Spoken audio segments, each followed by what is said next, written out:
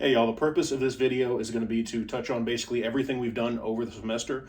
So I'm going to have various things time-coded, such as a section for songs, a section for theory, a section for chords and rhythm, a section for lead techniques, a section for the more advanced stuff that some of us did, and so forth. So you won't have to sit through the whole video. You can basically just go to that time code and cover the things that you want to look back at.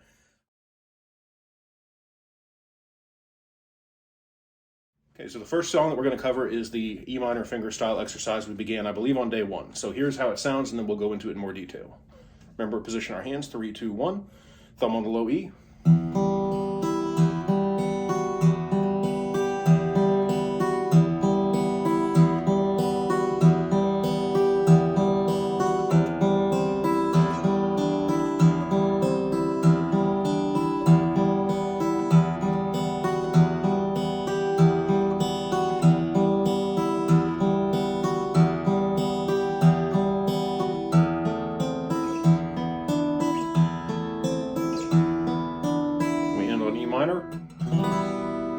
Okay, so let's take a closer look at this.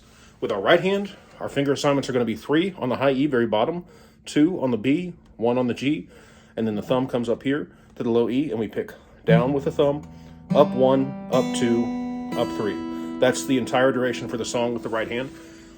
With the left hand, you're going to see open, 2nd fret, 2nd finger, 3rd fret, 3rd finger. Then we go back to the 2nd finger, which is still down.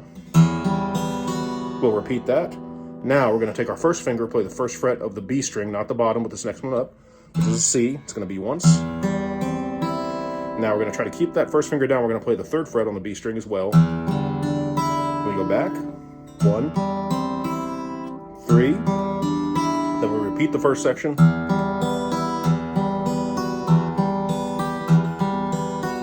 Now, for the last section, we're going to put that 1st finger back on C, 1st fret of B string, and we're also going to put the 2nd finger on the A, 2nd fret of the G string, like so.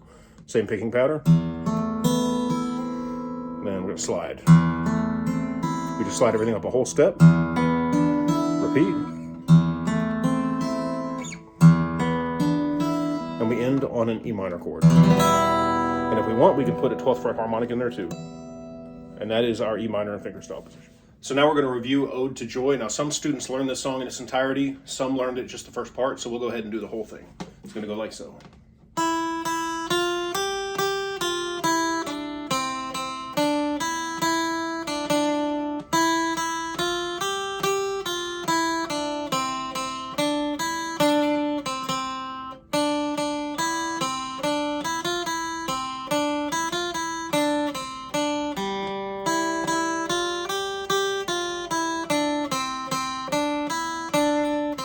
And that's going to be in C, so you can finger pick that song as well.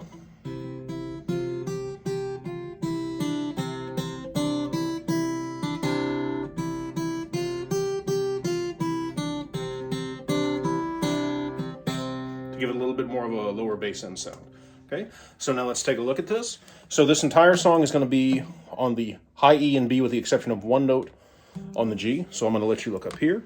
It's going to be E, E, F, G, G, F, E, D, C, C, D, E, E, D, D, E, E, F, G, G, F, E, D, C, C, D, E, D, C, C. And the next part, D, D, E, C, D, E, F, E, C, D, E, F, E, D, C, D, open G right there, and then high E, excuse me, E, E, F, G, G, F, E, D, C, C, D, E, D, C, C. So now if you want to add in the bass notes, this will take really only your thumb and your index finger. We're going to play, you can put your finger in the position of a C chord, or you can just strictly fret that one C. So basically, every time you hit a melody note, you're also going to hit C. You could either do this every note,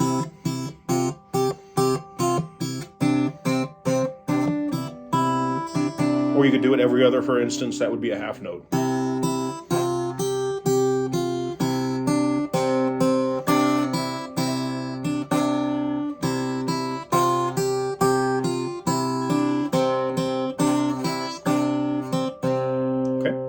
and that's Ode to Joy. So now we're going to review the solo arrangement of Amazing Grace, starting with the C chord position like so.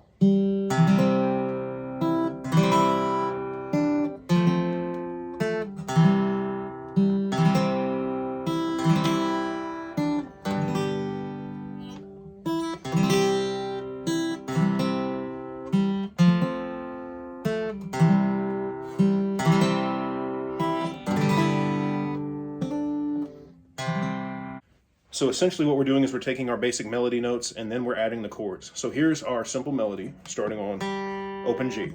Excuse me, open G.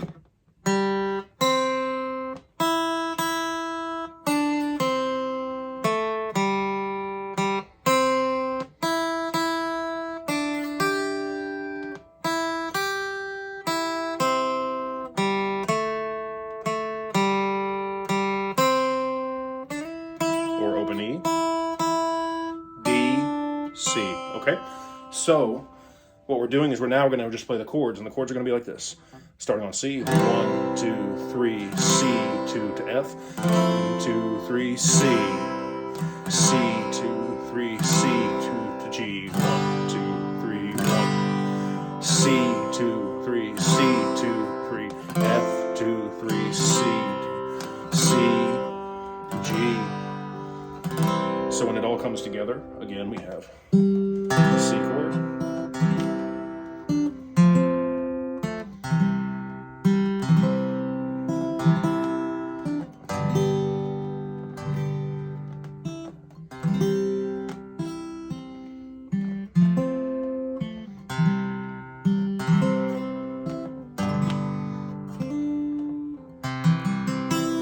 and so feel free to add in some little accents.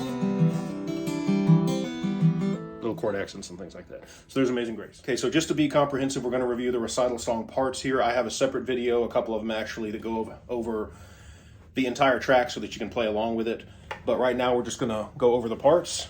So the chords and the rhythm are C chord and A minor. Now some classes are also doing an F to G in that manner, but we're going to stick with just C and A minor for the review. Okay. So the rhythm, we can either finger pick this or strum it. If we do it in simple quarter notes, it's going to sound like this. 2 measures of each. 1, 2, 3, switch. 1, 2, 4, 1, 2, 3, switch. If we had our strum pattern in, it would be like 1, 2, 3, 4, 1, 2, 3, 4, switch.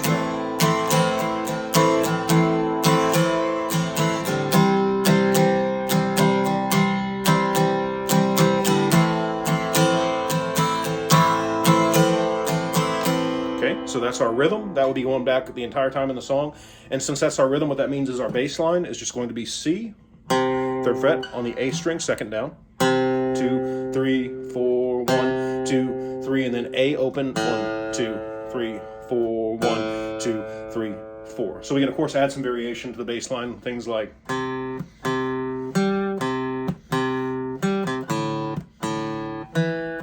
and so on. That's entirely up to you. But so now we have our rhythm section, and also if we want, we have some percussion. But primarily we're focusing on the rhythm as far as the strumming. Now if we're finger picking the rhythm, we can do our basic 1, 2, 3, 4 progression, which would be like this. 1, 2, 3, 4, 1, 2, 3, 4. Switch, 1, 2, 3, 4.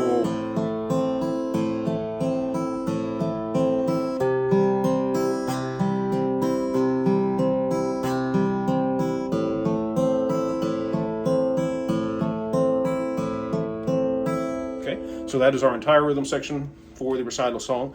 Now for the lead parts, we have our main melody, which is simply going to be G on the high E string, F, and open E. It's going to be quarter, quarter, half notes. So 1, 2, 3, 4, 1, 2, 3, 4. Then we do the same thing on the B string above. 1, 2, 3, 4, 1, 2, 3, 4. Again, 1, 2, 3, 4, 1, 2, 3, 4, 1, 2, 3, 4, 1, 2, 3, 4. Okay, so that's our melody. Now we have a harmony that goes over the top of that, which is in thirds. So we're going to go up here, the high E string, very bottom, and it's just going to walk down. E, D, C, E, D, C. Now we're going to go up to F, first fret high E string, F, E, and then D on the B string. So our harmony is like this.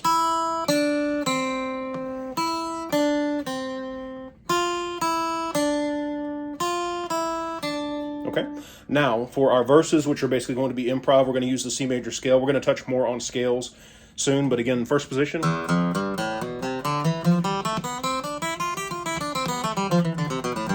Fifth position.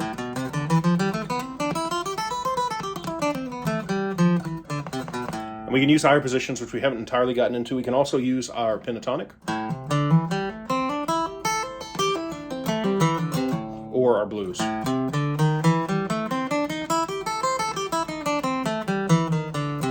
All of those will work over the song. Okay, so again, go look at the other videos because I have entire breakdowns as well as an entire arrangement of the recital song set to percussion and bass with all the parts so you can practice along to it. Okay, so now this is for the advanced class. We're going to review Allegro in A minor. Okay, so this is for the advanced class. This is Allegro in A minor as a refresher.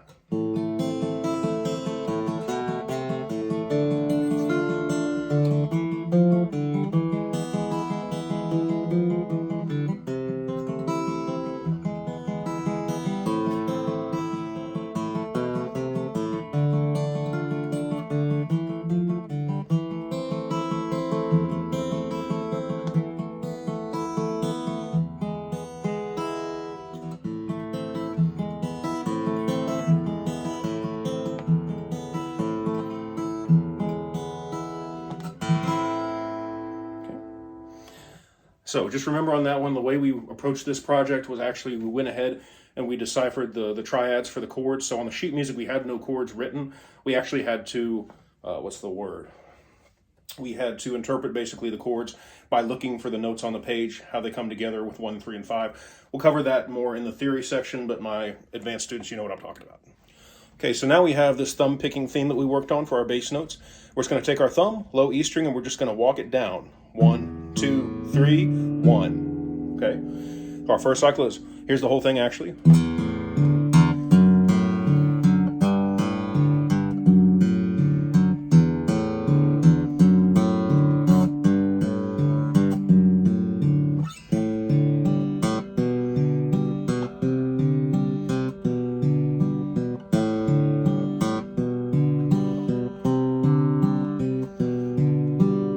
So all we're going to do, first cycle, we're just going to walk down 3 and return back to the low E string like so. 1, 2, 3, 4. Now we're going to take our second finger, second fret, low E string, top string. Same thing, right hand. Okay, and then we come up to the third fret with our second still down, which is G. Same thing. Back to 2. So that whole part.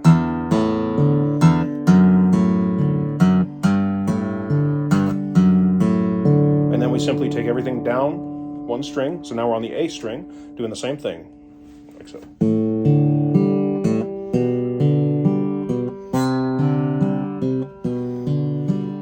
Open. 2, 3, 2. And if you want to, you can just end that on a G chord.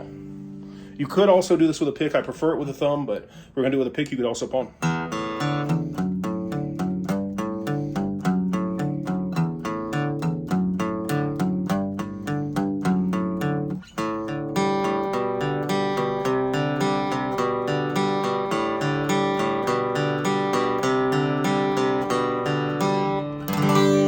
That's our thumb picking song. So now we have Carol of the Bells in the key of A minor. This one's going to start A minor chord, just walk down to a G, to an F, which you can either do as that form or the bar, to an E major. And remember we're in 6/8, so it's going to sound like this. 2, 3, 4, 5, 6. 1, 2, 3, 4, 5, 6.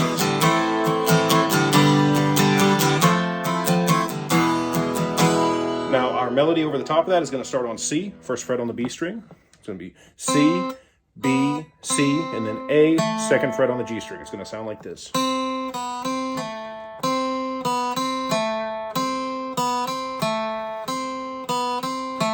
Okay, Now our harmony over the top of that is going to be E, D, E, C. We can do this two ways. We can either do it here on the 5th fret high E and slide 5, 3, 5, 1, or we can do opening, open. I think the sound is a little bit better, a little bit fuller here, so. Okay, now the main body of the melody that comes next.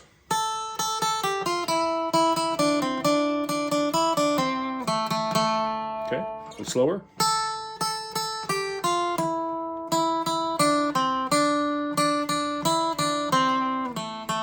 Now this next part is a little tougher. You're going to have to spend some time on this.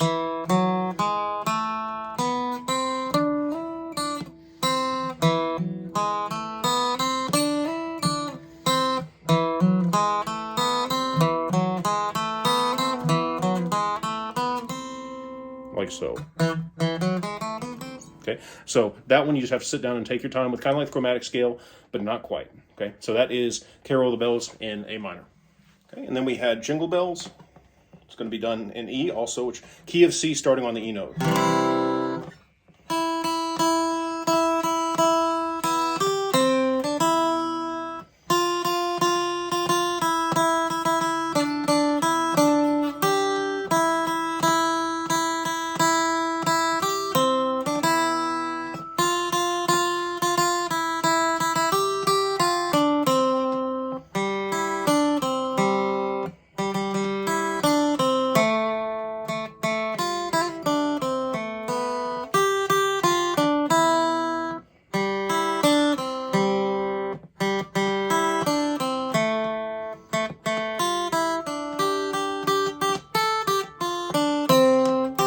Back to the chords.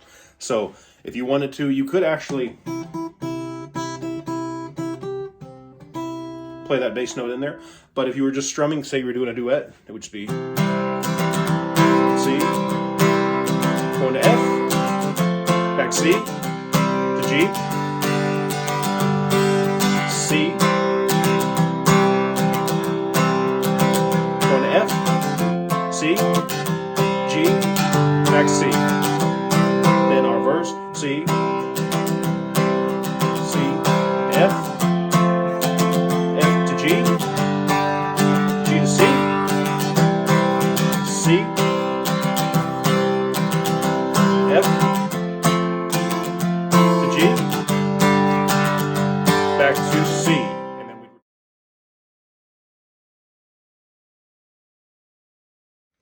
okay, so now we're going to move on to our chord and lead section. I debated how to lay this out. I want to go ahead and do the chord progressions along with the accompanying scales, just to give you some better ideas. So we're going to start, of course, in C major, which is primarily what we worked in.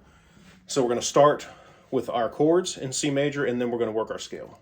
So in C major, the chords we have, we'll start off, actually, let's start off at A. So we'll get into how the minors and major forms work and why these chords are what they are later, but for now, take my word for it. So in the key of C, our A is A minor. Our 2, we're going to skip because it's a different form than what we're going to use, and we're going to go to C, so there's our 3. A minor to C. Now we're in the key of C, so no F sharp, we're at F natural. It's going to be D minor, or we've got that F natural in there. And then we're going to go to E minor. Then we go to F major.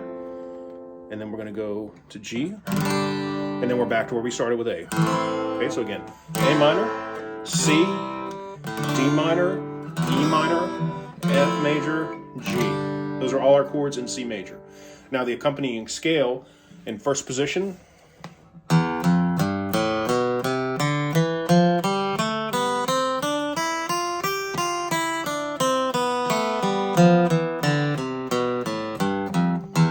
Okay, fifth position.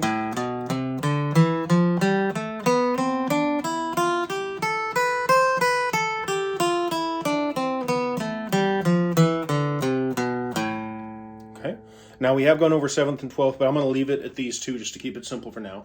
Okay, but the thing is that the scales are basically built out, the chords are built out of the scales, my apologies. So all of these notes, if you'll notice, for example, in A minor, we have A,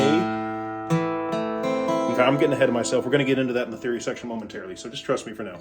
But so we have our chords, and then we have our scales. So some of the progressions that could work here. So basically what you're able to do is take any of those chords that we put in that first order. You can put them together in different orders and they will all work. So for example, here is, we'll do A minor, to F, to C, to G.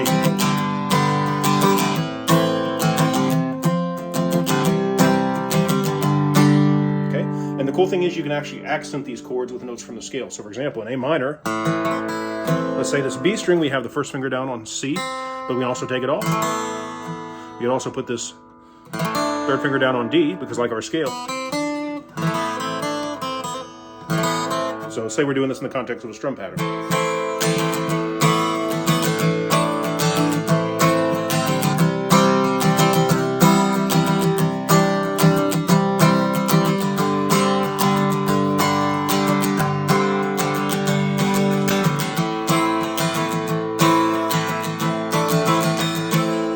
So it gives a little bit of interesting flavor to our chords.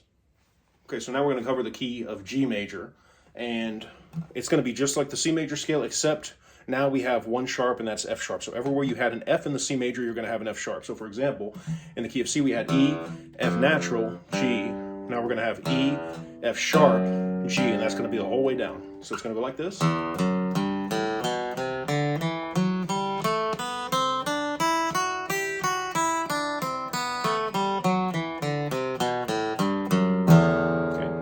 We're going to have E, F sharp, G, A, B, C, open D, E, F sharp with the pinky, open G, A, B, C, D, open E, F sharp, and G.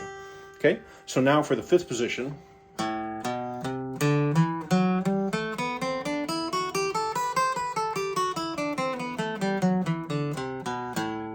so let's look at that a little closer. We're going to be on 5. We are going to do a one position shift here. So we're in 5th position. It's going to be 1, 3, 4. Next 1, 3. Now we're going to shift into 4th position. We're going to go 1, 2, 4. Same thing in the next string. 1, 2, 4. Now we shift back into 5th on the B string. 1, 3, 5. 1, 3, 5.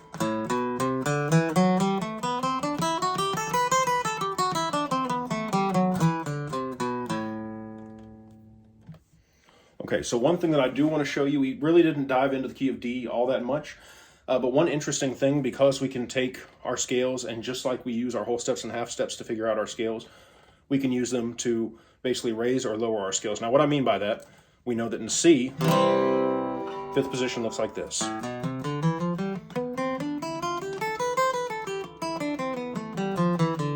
Okay, so now if we want to go to the key of D, this is really cool. All you have to do is take this exact same position you just played, move it up a whole step to this. And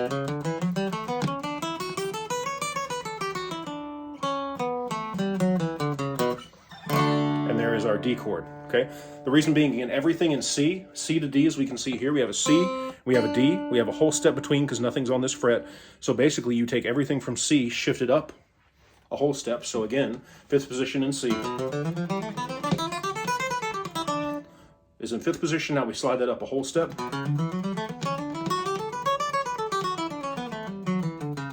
And it works in D. And so because of that, I'm going to go ahead and show you the chords in D also. So we're going to go D, E minor, F sharp minor, G, A, or A suspended, B minor. Okay, so those are some you can use in D. We really didn't go into it, but that's just a little extra to have some fun with. Okay, so now we're going to talk about improvisation using the scales that we just looked at. First, we're going to start off with some techniques to make it a little more interesting, if you will. So instead of just running our scales, we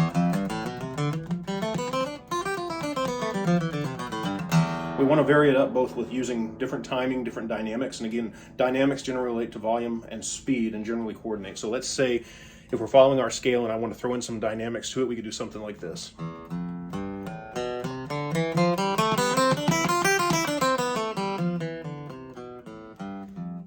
So we see as the speed increased, so did the volume and so on.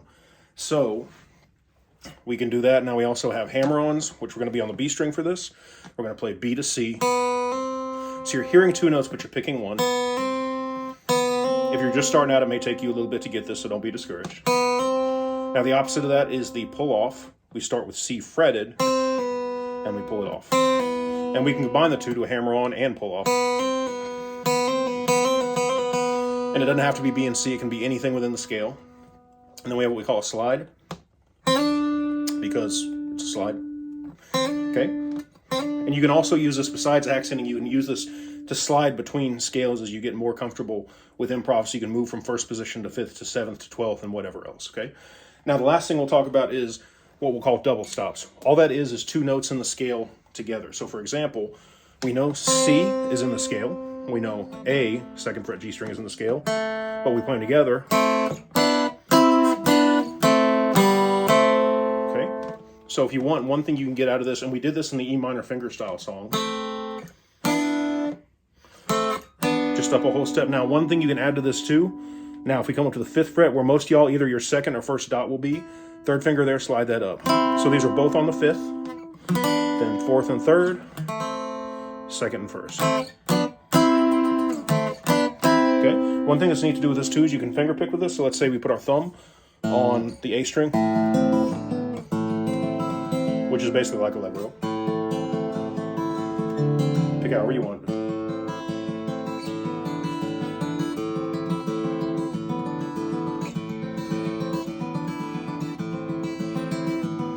Now, if you want, even though we don't know the theory behind everything yet, we can find more that fit. So for example, we know.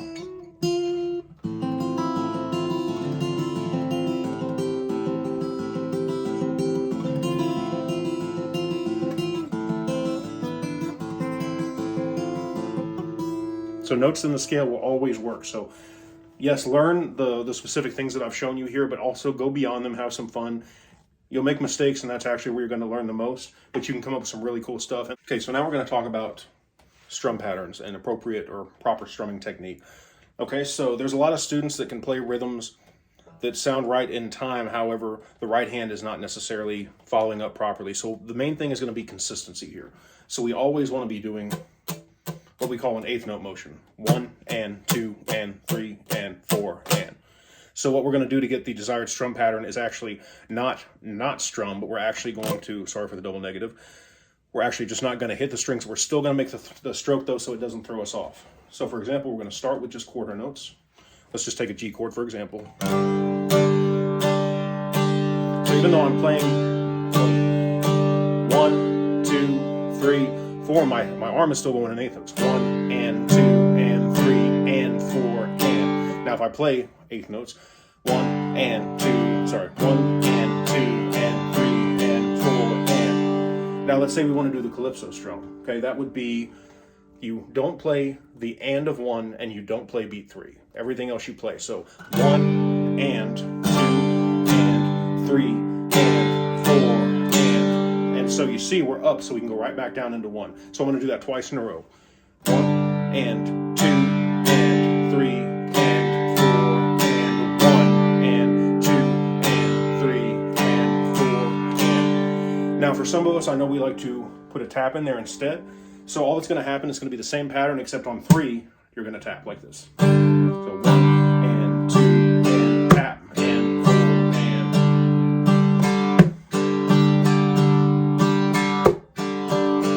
and so on. Okay, so that's a standard 4/4 pattern strumming. Again, the whole thing is to keep your arm going in 8th note intervals. Now let's say we're in a 3 or a 6 pattern. So that one we just heard was 1, 2, 3, 4. 3 or 6 is going to be counted 1, 2, 3, 1, 2, 3, or 1, 2, 3, 4, 5, 6, 1, 2, 3, 4, 5, 6. You can almost think a waltz for this. So we're going to grab that G chord again. 1, 2, 3, 1, 2, 3, and 3, 1, 2, and 3. 1, 2, 3, 4, 5, 6. 1, 2, 3, 4, 5, 6. So until we get into something off time, that's going to cover you for basically almost everything you're going to do. All right, so here is a quick recap on bar chords, okay? Bar chords, called bar chords because with one finger we bar the entirety or close to the entirety of the neck. Okay, so we're going to start with bar chords with the root notes on the low E string, the very top string. So that'll be barring all. So we're going to use A as an example, which is E, F, G, A, 5th fret, low E, okay? So we're going to bar all of them, okay? Now, we're going to take our third finger, a whole step up, and our pinky and put it right beneath it. So we have, if I get this finger out of the way to show y'all, we have this barred on the 5th fret, this on the next string, a whole step up, and that right underneath it, okay? And the third finger, I'm trying to be careful with that one, this is not on at all, and this is a minor form. Okay, that's an A, so that's an A minor. Now if we take the second finger and put it down right in the middle, which is going to be on the G string, now it's a major. So major with the finger on, minor second finger off. Okay, now you can actually make any bar chord a 7th chord also by taking the pinky off. So again, we have this second finger down, it's going to be a major. Major 7, you hear that pinky missing. Kind of jazzy, kind of bluesy. Now if we take that off too, so now we don't have the pinky or the second. Now we have an A minor 7, okay? So again, in this position, we bar, skip a whole step, next string down, 3, and then 4.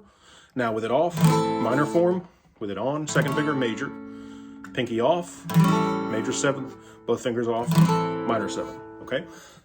Now we're going to skip down to the next string, which is going to be pretty much the opposite thing. So now if our root note is on the A string, we're just going to move everything down.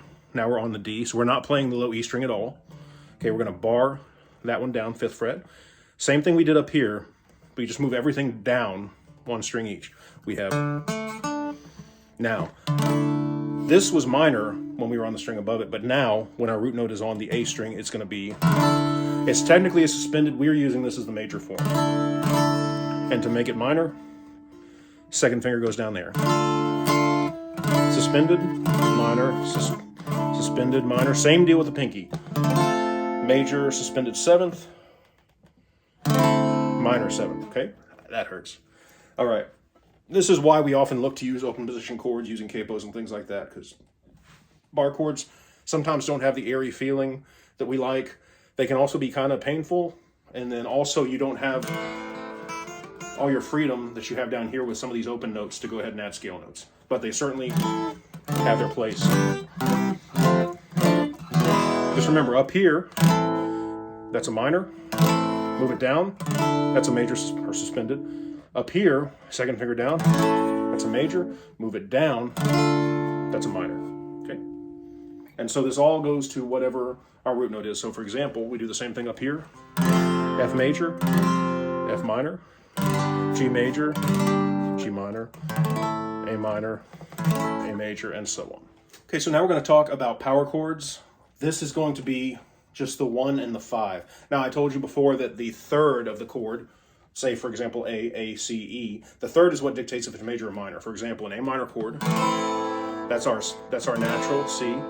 That's our minor third. If we raise that C to a C sharp, now the chord's major. Now, power chords don't have the third, so they are basically, we'll call it neutral, okay? These are going to be used a lot more if you're looking at your kind of progressive rock, something like that. Okay, so let's look up here. Let's go to the 3rd fret, G on the low E string. Now you're going to go to the string below it, skip a whole step. So it's first finger on the 3rd fret, third finger on the 5th fret on the A like that. And we just play these top 2 strings. Okay, now the cool thing about these is they're movable. Okay, so let's say, and we can also get into palm muting here, which is part of our rhythm, where we're just kind of muting with the meaty part of our hand across the bridge.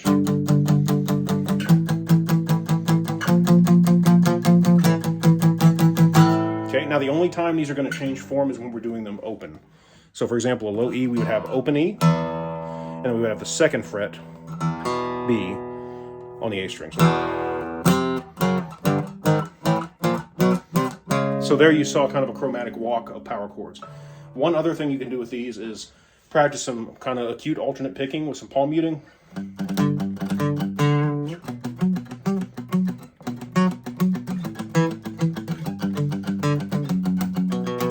And stuff like that, so. And so on. So you can think about using these in the same progressions you would normally make a standard progression in. So let's say E minor, C, G, D. In open chords, it would sound like this. In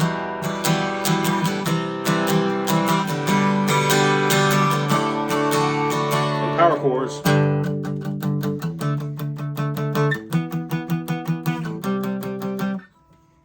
Actually, I think I did that wrong. So our open progression chords would sound like this. E, C, G, D. Our power chords, again, would be E, C, G, D. So same progressions, just one with open position chords, one with power chords. So there you go.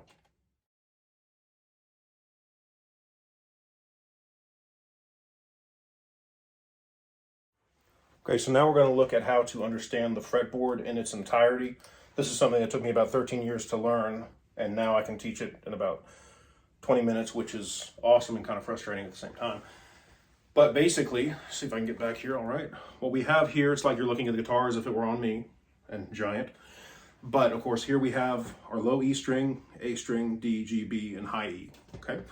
So if you'll notice in blue here, what I have is the C major scale in first position, E, F, G, A, B, C, D, E, F, G, A, B, C, D, E, F, G, okay? So real quick to establish what we need to know to figure out the rest of the guitar neck is all right here. Now we're going to use whole steps and half steps to figure this all out. So a half step is when there is no note between the two. For example, we have B to C, nothing in between. That's a half step. However, up here we have F to G. We have a fret in the middle that's not played, whole step. So we've learned our scales essentially in a vertical pattern. We're going to now go up the strings horizontally, okay? So we need to do G, we need to figure out what comes after G in the musical alphabet, right? A, B, C, D, E, F, J, and it repeats. G, it sounded like I said J, but I said G. Okay, I'm going to try to slow down for y'all because I talk way too fast.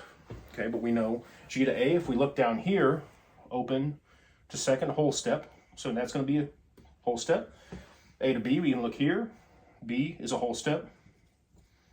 B to C, we can look down here or up here. B to C is a half step. C to D, we look down here, whole step. Okay, C to D is a whole step. How about D to E? We can look right here, open to 2, whole step, E. Okay, so now we have all of our natural notes on the low E string. Now how we're going to move on to the next one. So we end on a C. C to D, we can look up here, whole step. D to E, we can look up here or down there. D to E is a whole step. E to F, we can look down here or up here, half step. F to G, whole step. G to A, or there, whole step. Okay, excuse me. All right, now next string, F to G, whole step.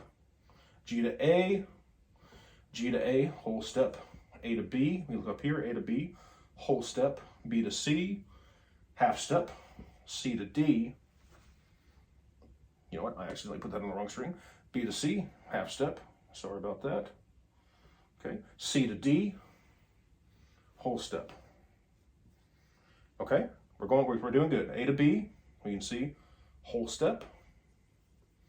B to C, half step. C to D, we look up here. Okay, it's gonna be a whole step. D to E is a whole step. E to F is a half step. F to G, whole step. All right, we are 2/3 of the way through. D to E, we can look up here. D to E is a whole step. E to F, half step. F to G, C, F to G, where's my F to G? Okay, we look here. F to G is whole step. G to A, whole step. A to B, whole step. Okay, last one. G to A, whole step. A to B, whole step. B to C is a half step. C to D, whole step. And D to E is a whole step. Okay, so what we have here, let me pull this in a little closer to see, hopefully you can see that all right. What we have here is every natural note on the guitar neck. So first off, if we'll notice, here we have open strings E, A, D, G, B, high E.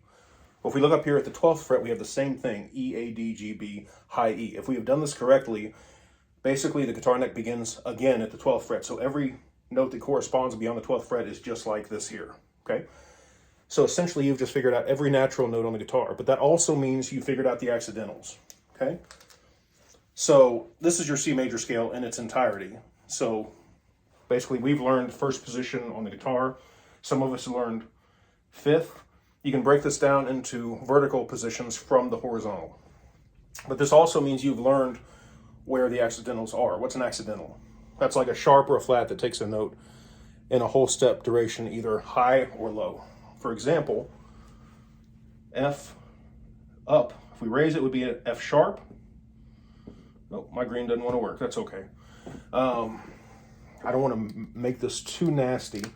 I'm just going to give you this to understand. I'm not going to write on this for it because I want you to keep this in front of you.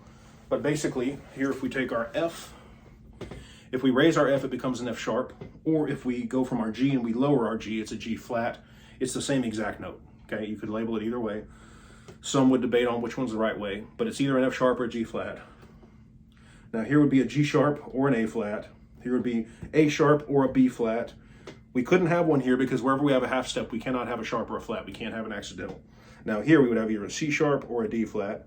Here we would have a D sharp or an E flat, and so on. So as we progress with our key signatures and we learn where sharps and flats are, we'll know. So for example, for those that know the C major and the G major scale, here's our C major in first position.